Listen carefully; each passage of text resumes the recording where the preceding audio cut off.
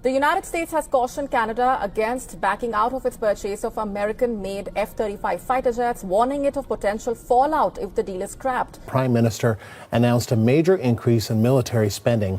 Canada's Auditor General says the F-35 fighter jet program is proving far more costly than planned. Ottawa sticking to its plan to buy Lockheed's F-35 fighter jets. So last week, Prime Minister Mark Carney ordered a review of Canada's contract to buy 88 F-35 fighter jets. No one could have foreseen this. Not the seasoned analysts in Washington, the strategic planners in Ottawa, nor the defense insiders who once assumed Canada's Air Force future was already locked in place. Just when it seemed Canada's aviation path had leveled out and become predictable, Sweden delivered a declaration that shocked NATO, unsettled the United States, and completely disrupted the long-term direction of Canada's air power. This wasn't a routine update or a courteous diplomatic remark. It landed more like a sudden strike on a strategic game board, bold, decisive and unexpected, powerful enough to push Canada to reconsider its entire defense framework. A move that left political and military communities both rattled and quietly admitting a hard reality. The balance of aerial power over the North Atlantic may be shifting far faster than anyone anticipated.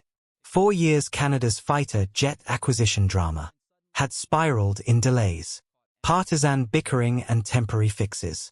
The F-35 was widely viewed as the inevitable pick, costly, problematic, but at least familiar. Then abruptly, Sweden stepped forward with an offer that left analysts stunned.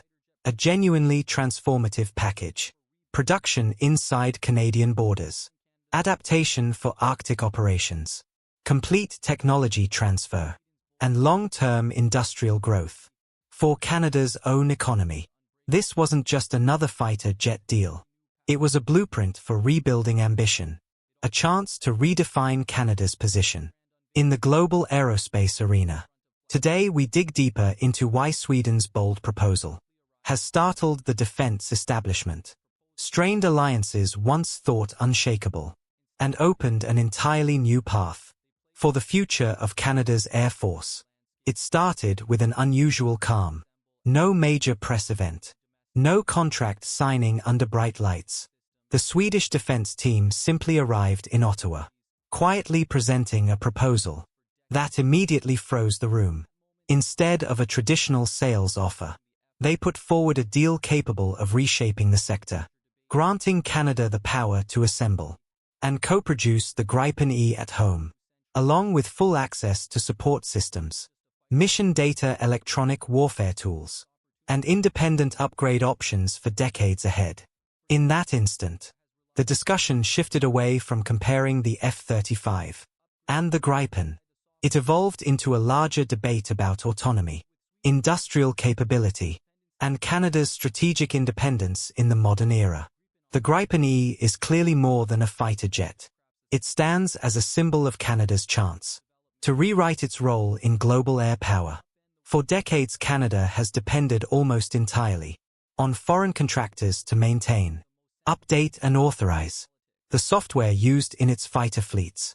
But with Sweden's new proposal, that reliance nearly disappears. Canada would no longer be just a Gripen user.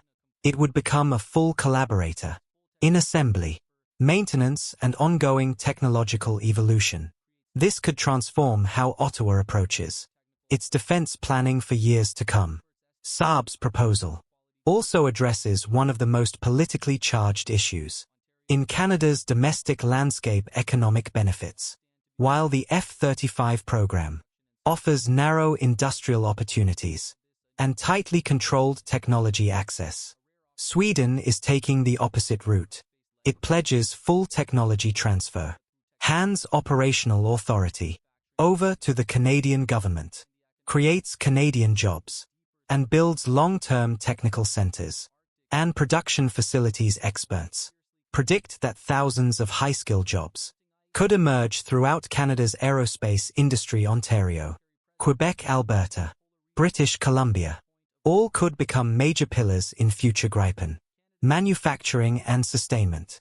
Many analysts have even dubbed this a new Avro Arrow moment for Canada, a rare chance for the nation to reclaim its aerospace leadership, not through nostalgia but through innovation, employment and real industrial capability. And beneath the economic incentives lies something deeper. A strategic reality. Canada's Arctic is quickly becoming one of the most contested regions on Earth. Thawing ice is opening new trade routes, while Russia expands its military footprint, turning the polar frontier into a hot zone of global competition. In this environment, Canada requires an aircraft that can thrive in harsh climates, operate from isolated bases, remain easy to service and deliver top performance through long demanding missions.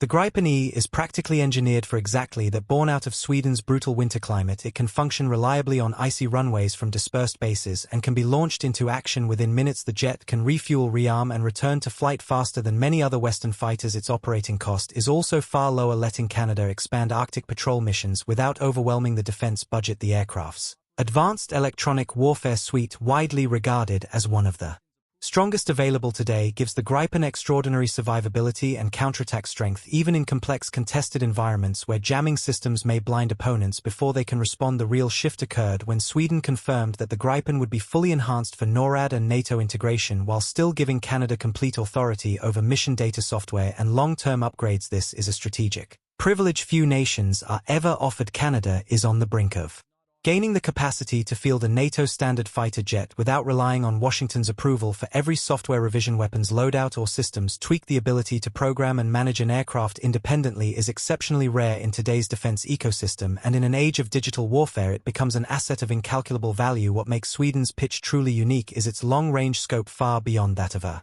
typical acquisition deal. Sweden is offering not a short-lived purchase but a comprehensive defense partnership designed to last for decades. Saab has made it explicit that Canada would receive full access to mission data, electronic warfare capabilities, and unrestricted authority to modify and tailor the jet to its own requirements. This degree of independence is almost unheard of. Even nations that fly the F-35 face limits when trying to update or adjust their systems without U.S. permission at a time when software dominance can determine the course of a conflict. Having sovereign control over a combat platform is a priceless advantage, and Sweden is offering that to Canada openly and with intent. Meanwhile, the Arctic is rapidly emerging as one of the most contested regions on Earth. Russia continues expanding its chain of air bases, deploying new radar networks, missile batteries, and far-reaching surveillance assets. At the same moment, China is steadily executing long-term economic footholds in the region. In such an environment, Canada needs a fighter that can endure extreme cold launch from isolated airstrips with minimal technical staff and maintain high performance under brutal conditions, and the Gripen E is almost tailor-built for that mission. Tested in the deep winter of Lapland, Sweden, the fighter is crafted specifically for Arctic operations, simple to maintain, rapid to turn around, and remarkably efficient to operate. Sweden's proposal has sparked growing interest in Ottawa. Every Canadian administration faces rising expectations to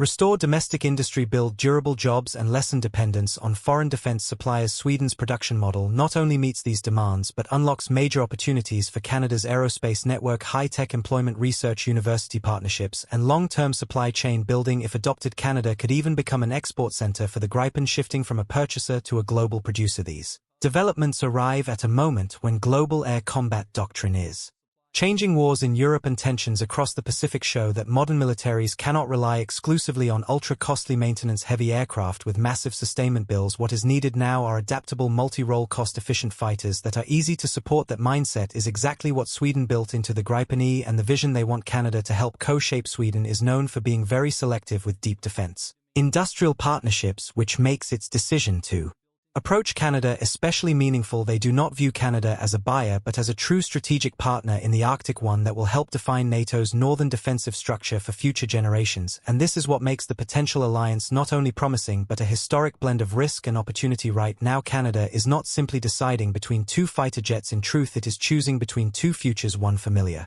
but dependent and another bold, opening a path toward autonomy, innovation, and the reinvention of its defense economy. Sweden's entry is not just participation in the debate, it has reshaped its entire trajectory. This proposal compels Ottawa, NATO, and even the United States to reassess long-held assumptions about Canada's strategic role within the Western security framework. For the first time in a long time, Canada stands before a decision that could influence its defense posture for Generations, the Gripen proposal offered by Sweden is not merely a standard procurement package, it is a declaration of strategic intent, domestic assembly, unmatched Arctic performance, sovereign control of mission systems and software, and an economic lift strong enough to transform Canada's aerospace landscape. Now the decision falls to Ottawa between the predictable security of a dependent path or a new direction built on independence, creativity, and national revitalization. But whatever choice is made, one reality is impossible to ignore: Sweden has shaken the entire board.